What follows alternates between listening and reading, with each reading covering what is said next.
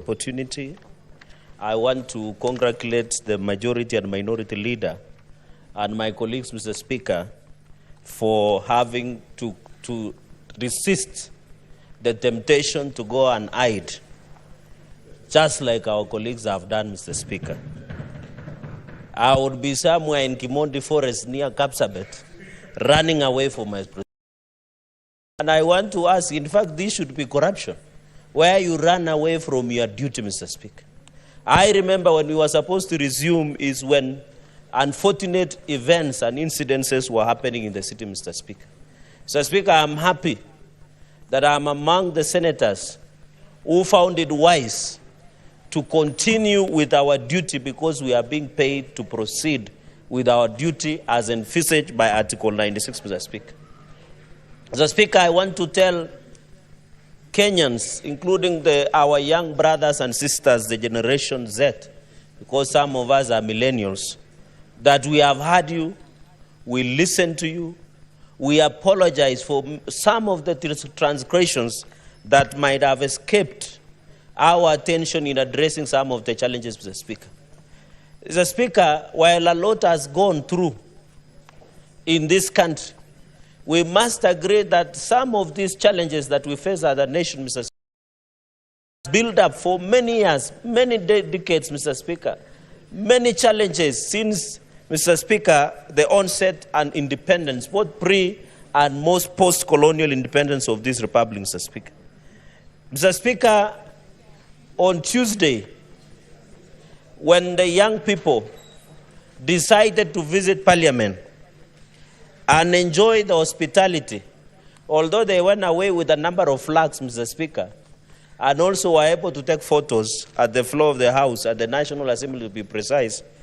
And I saw one of the pastors, I don't know, speaking at that aftermath, Mr. Speaker. It was very unfortunate, Mr. Speaker. I saw people who were running helter and skelter, Mr. Speaker. The unfortunate part, as we was some of the media houses were streaming live, Mr. Speaker, exposing the lives of many members of Parliament. Mr. Speaker, I know yourself, not specifically, but the substantive Speaker and Senator Chute and other colleagues said to use ambulances, Mr. Speaker, to escape the arm, Mr. Speaker. Even as that happened, Mr. Speaker, and I want to point out this, under Article 118, Article 34 and 35, right to freedom of information and media, we should not, even at any given time, Mr. Speaker, block or deny access to media the way it has been done, Mr. Speaker. We should look access of media to the floor and to Parliament prisons case by case, Mr. Speaker, because I'm told there is a silent gag order that has been issued against access of media to the prisons. Very unfair. Kenyans need to know what is happening, especially as the legislators transact business, Mr. Speaker. So I hope through your office you can consult and ensure that case by case, while I do not agree that media were able to expose members of Parliament and report live that they were being evacuated through the tunnel or being taken away by the ambulances or they were changing clothes, Mr. Speaker.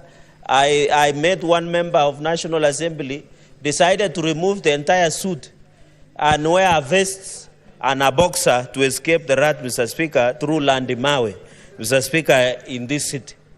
While those are tactics that people evaded what was happening in that day, Mr. Speaker, it is not a justification to deny media access and access to media to the prisons of Parliament. And therefore, I want to ask your office and Parliamentary Service Commission to resist the temptation to give out unconstitutional orders of denying access of media, because Kenyans need to know what we are doing.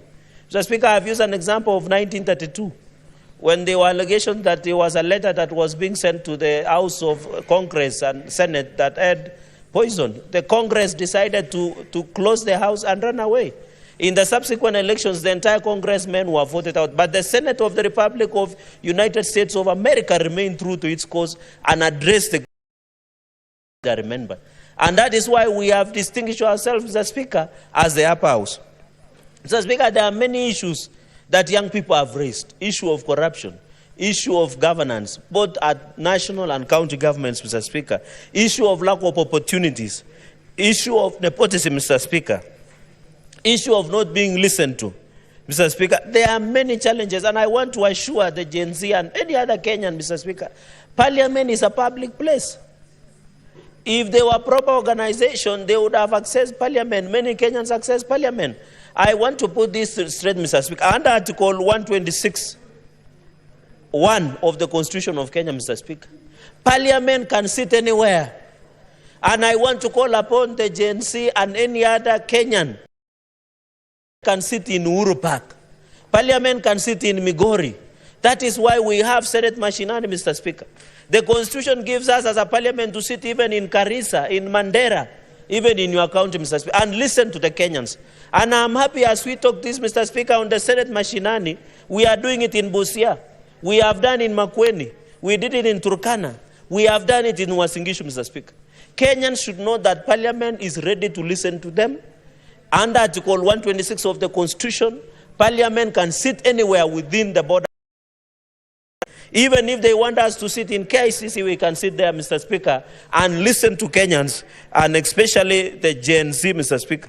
Number 3, Mr. Speaker, from the onset, I want to send my deepest condolences, Mr. Speaker, from my family, from myself and the great people of Nandi County, to many Kenyans who have lost their lives, unfortunately, and wish quick recovery to many Kenyans who, as both, Mr. Speaker, have endured injuries during this, Mr. Speaker. And therefore, Mr. Speaker, even when we exercise Article 37, Mr. Speaker, the law is that it must be peaceful and unarmed. On the first few days when the young people came out, Mr. Speaker, the protests were largely peaceful. It was later, Mr. Speaker, infiltrated by the criminals, Mr. Speaker. I've seen incidences where the security officers have been injured. You remember the inspector of the police that lost both hands, Mr. Speaker? We have a number of police officers who they have injured and some have lost their lives, as well as the protesters, Mr. Speaker. I want to ask, even as you protest under Article 37, Mr. Speaker, which is your right, peacefully and unarmed, let us resist the temptation of allowing goons and criminals to infiltrate, Mr. Speaker. And I want to challenge the DCI and other security agencies, Mr. Speaker. Should anybody who is a criminal or goon who is looting public property, Mr. Speaker, because I know, Mr. Speaker, the business community was stating that, and I hope the Ministry of Interior will sit and evaluate at the end of all these chaos, Mr. Speaker, because I saw they were putting value of looted property to be around 3 billion Kenyan shillings, Mr. Speaker. Therefore, I want to challenge, Mr. Speaker, that even as young people and any, they should do so in a peaceful manner, and the police should provide, Mr. Speaker, the necessary security. Mr. Speaker, I want to borrow the many other issues that my colleagues and associate strongly with. Ordinarily, it should not be the president responding to all these other issues, especially on regular security briefs, Mr. Speaker. I would have expected even the police spokesperson. We used to have somebody called Owino as the police spokesperson. Mr. Speaker, Brian Shusho. Now we have the Inspector General of Police. In fact, the only time Inspector General of Police has responded is when he saw allocations of fatalities in Haiti. He sent a statement, Mr. Speaker.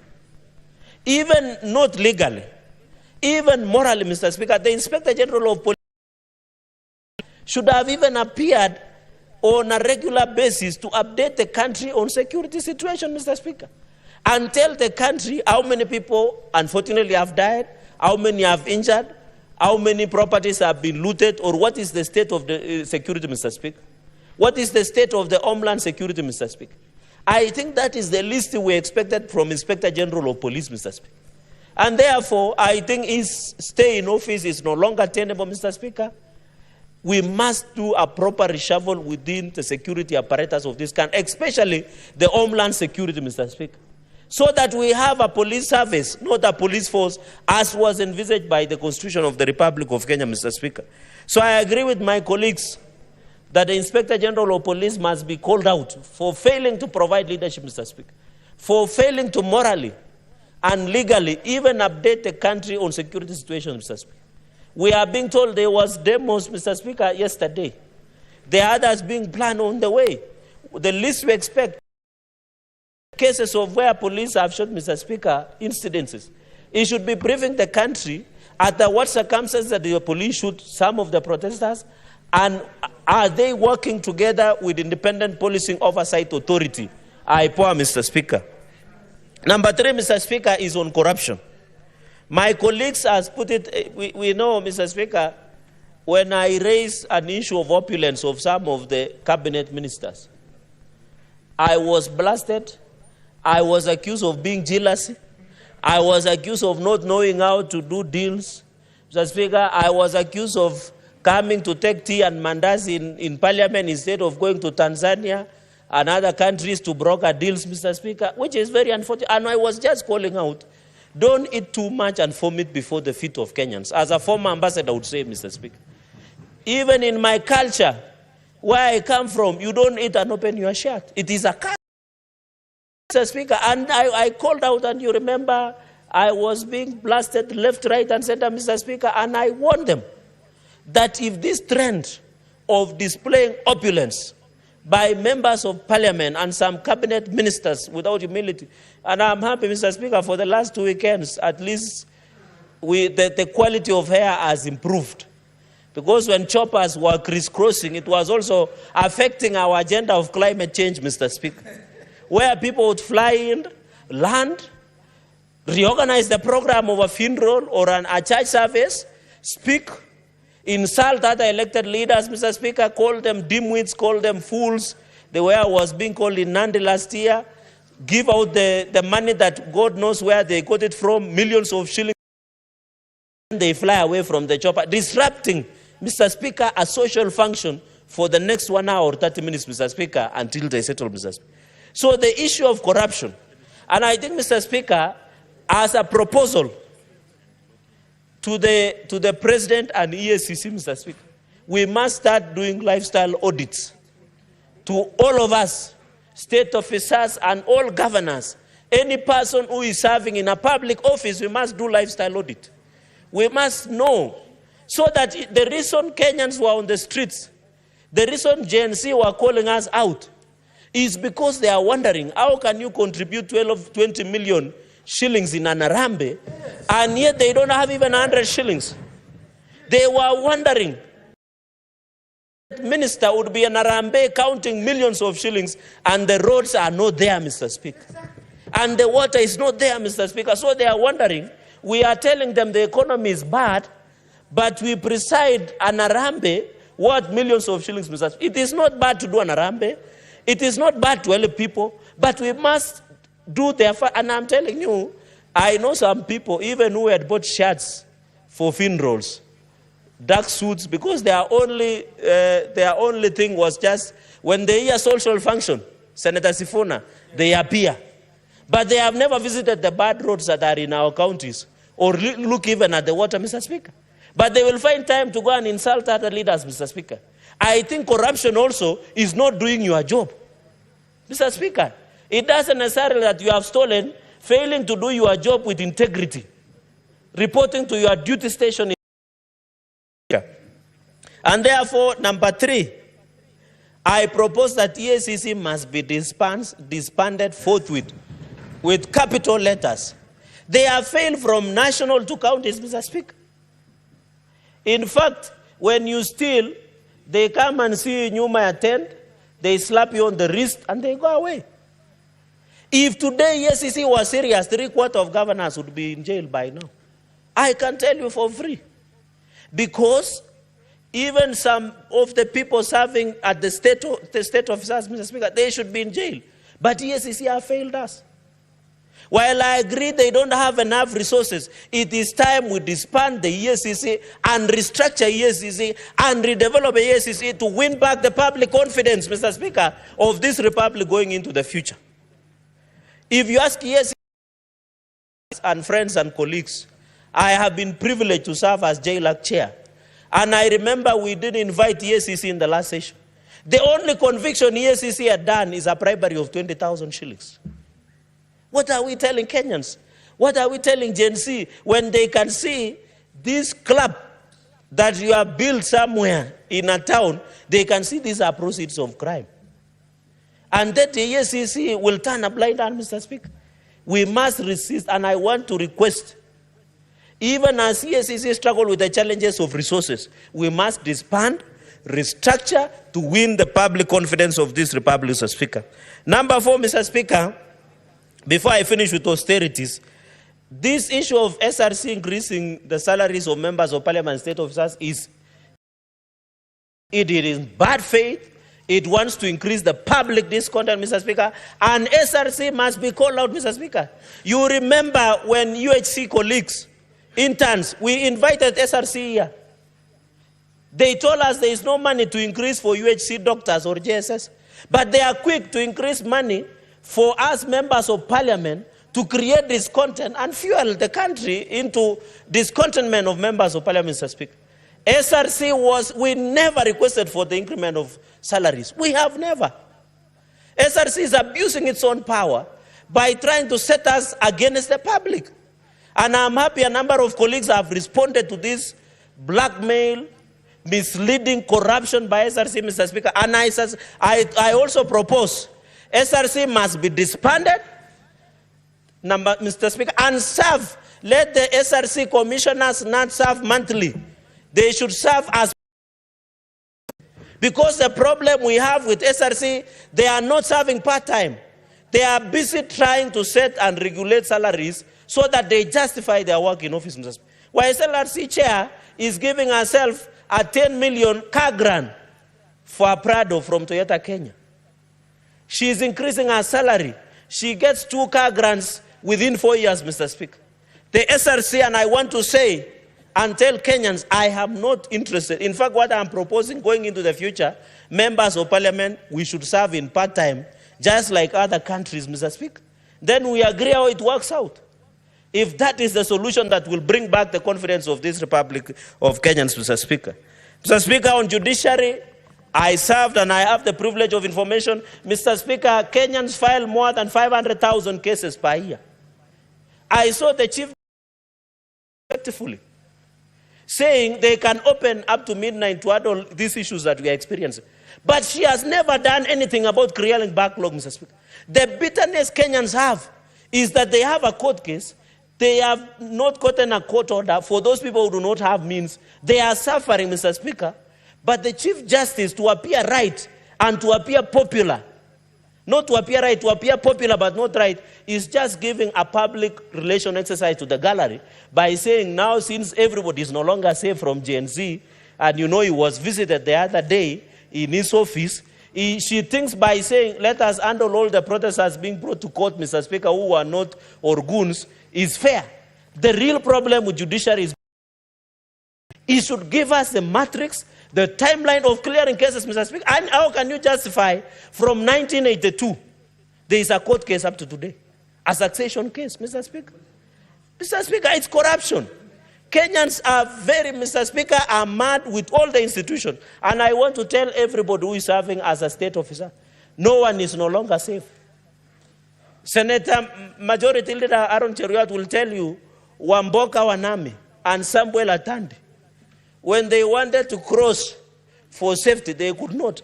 Because the people say, ndio wale.